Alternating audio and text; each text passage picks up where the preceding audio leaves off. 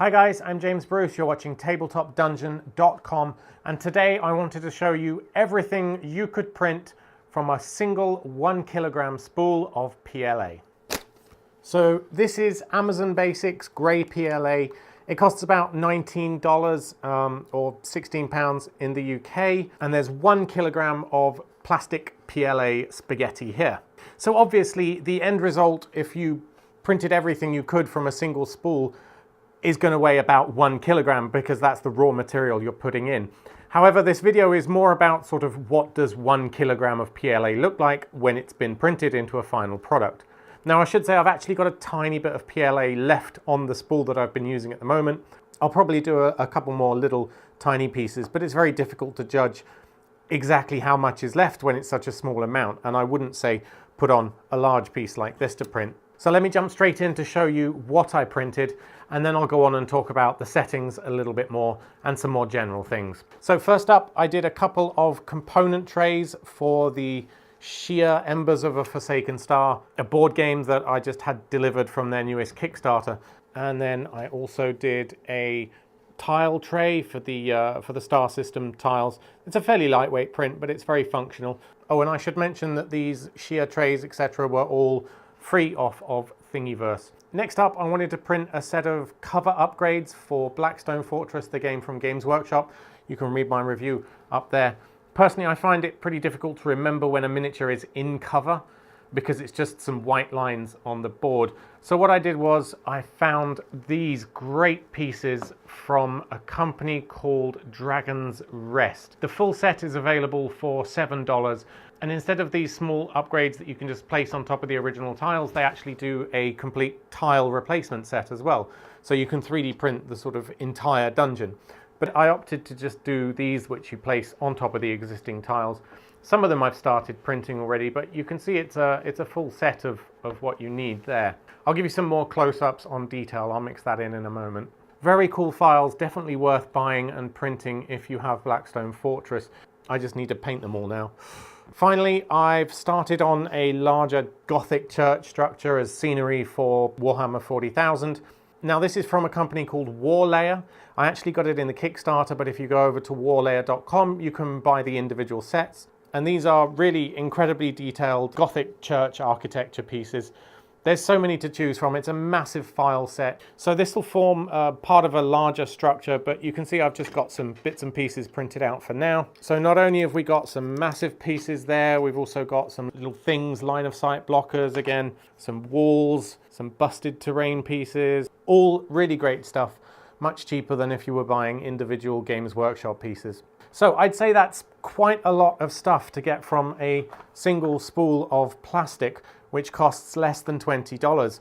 I think if you buy them in a pack of 3, you can actually get the black colors for about $13.50 for each kilogram, which is crazy when you think about it. So hopefully this also gives you an idea of the sort of things that it might help you with in the tabletop hobby, as well as board game component trays. You can have board game upgrades for dungeon crawlers. I've got another complete set of Gloomhaven pieces that I printed out. Those were all completely free. I didn't have to pay for a tile set there, but I didn't print those with this one spool of PLA, so I didn't want to show you those. But on top of that, you can build things like terrain. Now, of course, none of this takes into account the cost of the printer itself, which can range anywhere from around $200 to $1,000 for a consumer model. Mine happens to be on the upper end of that. It's an original Prusa Mark II, but it is incredibly reliable. The only piece I had fail on all of this was this piece here, where the print head must have just hit into this and knocked it off, and then it continued to print the rest of it fine. But you know what? That's just a happy little mistake. It's been bombed. But obviously cheaper printers may be less reliable, so it could be that you get more failed prints from a spool than I did. In this case, that was the only failed print I had, and it isn't really failed anyway. I can still use it. With regards to print quality, I'm going to mix in some close-ups of this so you can have a look. Most of these were printed at 0.15 millimeters, which is pretty much a medium setting, and it's a good balance between speed and quality. You could double the resolution, but you'd also be doubling the print time. So while a full tray of, say, 5 of these little cover pieces would take a whole day to print at 0.15. It would take 2 days to print even higher than that. On top of that, none of these are printed solid. They're all done at about a 10% infill with 2 wall thicknesses around them, 3 on the bottom and 4 at the top. So what this means is that, well, when you're printing, you don't want to print in solid plastic because the objects you print would be ridiculously heavy and it's a complete waste, really. All you need is the detail on the outside. So at 10%, that means that apart from the walls and the top and the bottom, which is where you've got the details, the actual inside structure is only at a 10% fill rate. So you only really see the outside, and then the inside is just there for structure. To be honest, you could probably reduce that number a bit. In some cases, I've even printed with 0 layers on the bottom, which means you can sort of see completely into the middle. But there's no real benefit to doing that other than saving a small amount of material. Now you'll notice that I haven't printed any actual miniatures. I've printed a lot of terrain, I've printed a lot of useful things, but no miniatures.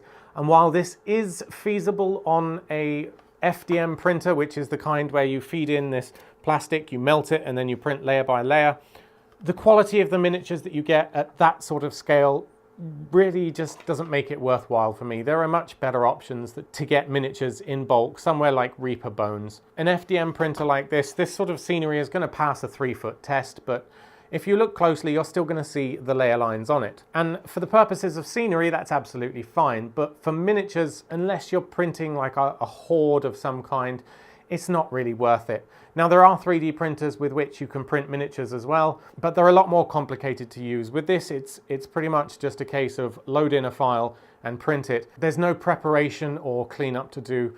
With the resin printers, which is what you'd use for miniatures, you have to wash the resin off afterwards, and resin itself is really not a particularly nice thing to be working with. It's a lot more complicated, so for me it's not really worth it to print miniatures. And that's why personally I don't think that games companies have an awful lot to worry about when it comes to 3D printing.